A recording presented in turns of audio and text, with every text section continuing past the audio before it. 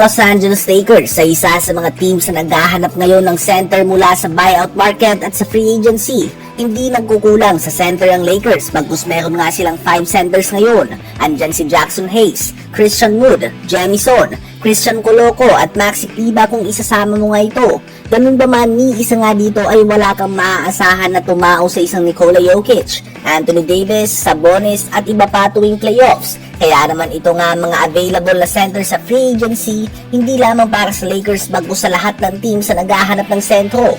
Unahin na natin si Daniel Theis na trade noong trade deadline sa OKC Thunder, subalit agad din itong binitawan. Isa nga siya sa mga pinakamagaling na center sa free agency ngayon dahil sa kanyang depensa at kakayahan na tumira sa labas. Andyan din ang former Lakers center at multi-time NBA champion JaVale McGee, isang player na medyo may edad na subalit tiyak na makakatulong bilang rim protector at tagasalo ng mga alley-oop. At iba pa rin nga ang subok na sa playoffs at alam na kung gaano kaiba ang tawagan ng mga foul dito. Isa pa ay talagang experienced player na din nga itong mga kaibigan. Isa pang former Lakers ay si Mo Bamba. Ito nga ay bata pa, solid shot blocker. Medyo madali nga lang siya matulak sa pinta dahil medyo manipis nga itong mga kaibigan. Subalit young and solid for 10 to 15 minutes per game kung sakali.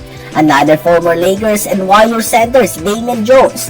Subok na nga siya sa Lakers noon at disente naman ang pinakita niya sa maikling oras na dito. Currently ay nag-average siya ng 21.4 points, 13.4 rebounds, and 5.2 assists per game on 60% shooting sa field sa China. Free agent din si Robin Lopez, ang kakambal ni Brook Lopez. Halos hindi na nga siya nabibigyan ng minuto sa mga last seasons na sa NBA, subalit defensively ay matigas at malaking tulong pa din nga siya kung sakali.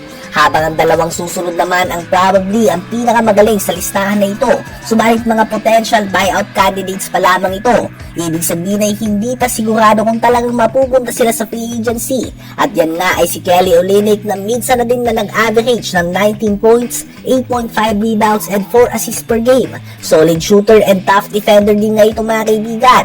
At si Chris Boucher ng Toronto Raptors na kahit naglalaro lamang ng 17 minutes per game ngayong season ay nagtatala pa din nga ng 10.5 points per game. Solid player siya, subalit manipis din nga at tiyak natatalsik kapag tumao kay Jokic o sa iba pang malalaking big man na lamang nila Boban Marjanovic, Thon Maker, Omer Yurtseven, Chimezie Metu at iba pa. Ang availability nga nila ay depende sa kontrata na meron sila sa mga mother team sila sa EuroLeague o ABL. Hindi nga ganun kalalim ang talent pool na meron ng mga centers ngayon sa free agency. Kung handa pa din nga ang Lakers at ibang teams na sumugal sa kanila ay bakante din naman ang mga veterans and former all-stars na tulad ni Dwight Howard at DeMarcus Cousins na multiple years nang out sa NBA, so hindi nga natin tiyak kung legit NBA caliber pa din ba sila ngayon. Sino ba sa palagay nyo ang dapat napunin ng team na sinusuportahan nyo?